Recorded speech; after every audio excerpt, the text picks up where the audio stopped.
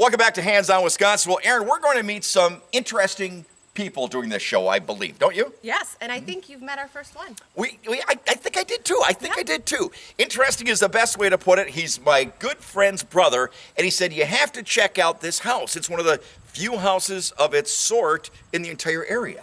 All metal, very popular in the 1940s. Was supposed to take off and be the house to have, and just didn't take off like it was supposed to. I wonder why. I don't know, but I'll tell you what, the gentleman that lives in this house, well, he fits it perfectly. He does. Check it out.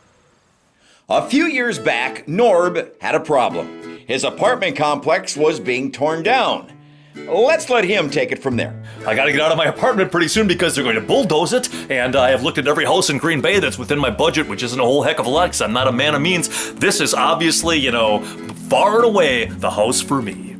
That house, a Lustron home, a manufactured home built entirely out of metal in Ohio back in the late 40s and shipped around the country. They were thought to be an answer to the post-World War II housing shortage. The company only lasted a few years before going bankrupt, but the ones that were made, well, they live on with unique character, or in some cases, characters.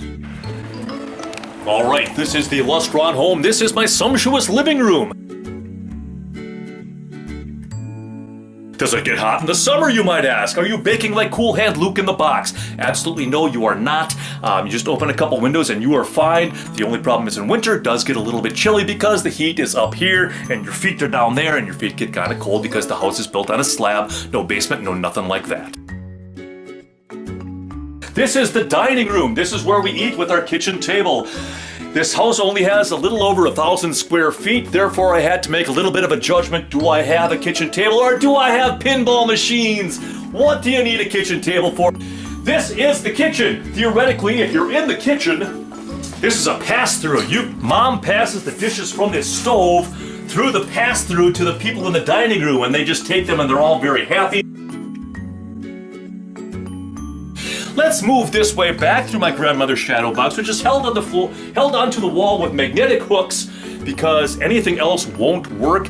You would think that adhesive hooks would work because there's so much thermal expansion and contraction with a house like this that if you put anything with adhesive hooks on the wall, it will pop off in summer, it will pop off in winter, all your stuff smashes down. I learned that the hard way. The bathroom has a sliding door. Like many of the sliding doors in this house and many of the sliding cabinet doors, it doesn't always work that well. 67 years of shower have added a little bit of rust to the shower. I don't want my dad to see a rusty shower. He's gonna flip out.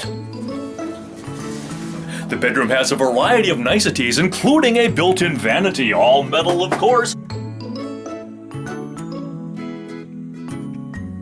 Let's move to the rock room. And this is the second and final bedroom. This is where the early skiffle bands would play. They would have the second bedroom so bands could play. It doesn't have the built-in vanity, but it does come with the standard pink leopard spotted carpet. That is the extent of the Lustron home. This home will outlast me.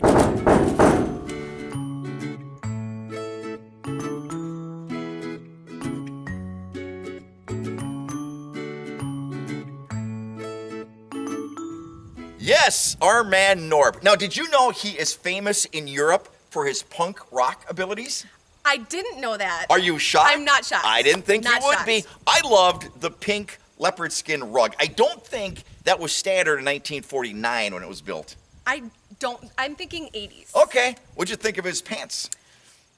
I'm thinking 80s. Okay, his brother Norb's brother Nob is one that told me about that, and he said, he's really proud of this house. I mean, it's a little bit of a historic setting here in Green Bay.